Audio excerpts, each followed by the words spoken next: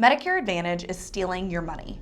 Congress knows that they're liars, and they're still letting it happen. If you're on Medicare Advantage, it might finally be time to jump ship. These insurance companies are fleecing the public, right? Can we agree on that? Absolutely. And they are, it's highway robbery on the American people, on people who are sick, on seniors. We're on the same page about that, right?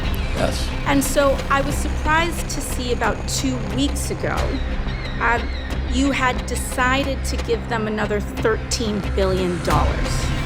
And it was used through the mechanism of the MA reimbursement rates. But I want to know, why did you do that? Yeah, they're lying. In a recent congressional hearing, Representative 𝗲𝗂𝗂𝗂𝗃 pressed Health and Human Services Secretary Robert F. Kennedy Jr. on a question that affects millions of Americans. Why are billions of taxpayer dollars still flowing to insurance giants that are under investigation? In light of the 2.48% payment increase given to Medicare Advantage plans by CMS, people are confused why we're still funneling money into this beast. Hi, my name's Hannah Skinner, and today we're going to break down what's really going on with Medicare reimbursement rates, why the American people are upset, and why Medicare Advantage companies may have the upper hand. In the exchange, AOC focused on Medicare Advantage, also known as Part C, where private insurance companies administer Medicare benefits. Her concern was straightforward. These companies are receiving billions in federal payments. Some are under investigation for overbilling, upcoding, or questionable or illegal practices. And yet, the payments continue. Her main concern? Holding these companies accountable. We know they're lying through even their mechanisms. They are upcoding. They are telling us, the public, the government, Medicare, our systems, that people are sicker than they are so that they can get more money. They're lowering their reimbursement rates. They're increasing denial. So we know that these folks are lying. Because if companies can receive more money by documenting patients as sicker than they are, or by instructing care to revolve around what makes them the most money, then the system itself is rewarding bad behavior. Secretary Kennedy defended the role of private insurers, pointing to their importance in the system and ongoing efforts to improve oversight. But he also condemned the actions of upcoding and acknowledged the insurers' lies. We are ending upcoding. We're using AI now to detect it, to prosecute it, and to end it. Yeah, they're lying, but my job as HHS secretary, I have to balance the impact on patients if there are no options in those areas. But he didn't suggest any immediate dramatic changes. Why not? To understand this issue, you have to understand just how big Medicare Advantage has become. Today, over half of all Medicare beneficiaries, more than 30 million Americans, are enrolled in Medicare Advantage plans. This is not a side program anymore. That is Medicare for a huge portion of the population. These plans often offer lower monthly premiums, extra benefits like dental, vision, and gym memberships, and over-the-counter food cards for people with special needs.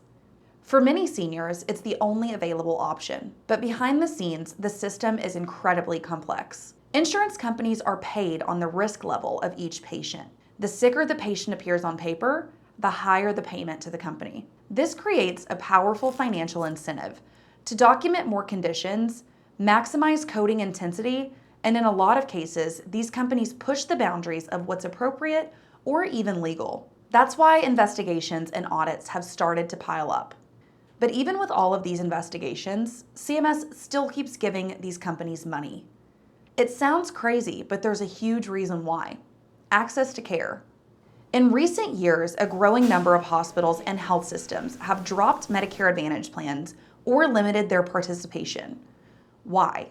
Because many providers argue that reimbursement rates can be lower than traditional Medicare. Prior authorization and administrative burdens are significantly higher, and payments are often delayed or denied more frequently. This creates friction, and in some cases, it leads to hospitals simply saying, "We're out." Across the country, major health systems have publicly ended contracts with certain Medicare Advantage insurers, forcing patients to either switch plans or switch doctors. Now let's take it a step further. In rural America, the situation is even more severe. Over the past decade, hundreds of rural hospitals have closed or reduced services, with financial pressure being a major factor. And while hospital closures are complex and driven by multiple issues, like staffing shortages, declining populations, and funding gaps, Medicare reimbursements play a critical role. When hospitals struggle to get paid efficiently or at sustainable rates, they don't just lose money, they lose the ability to stay open.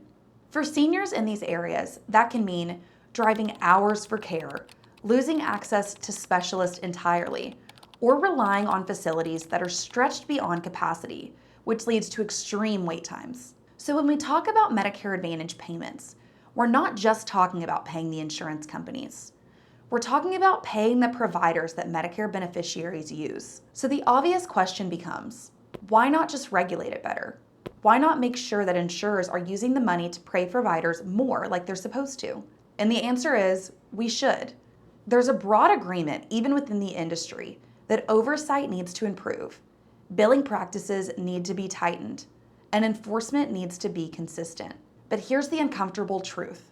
Medicare Advantage is no longer a system you can easily tweak. Millions of people rely on it, entire business models are built around it, and it represents hundreds of billions of dollars in annual spending. And the biggest problem is that Medicare Advantage companies have the upper hand. We work with these plans every day. We see the way that plans have decreased benefits, increased copays, and have shrunk networks drastically. Yes, of course the companies are pocketing a lot of the money for profit instead of putting it back into the plans, but they'll continue to do so even with lower payments. And who gets the short end of the stick then?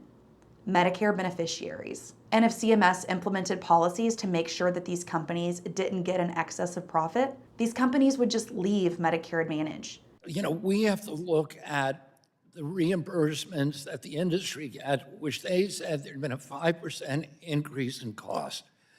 And that if we didn't give them the full 5%, that it would impair patient choice, particularly in some regions of the country. The industry would leave. We've seen it time and time again.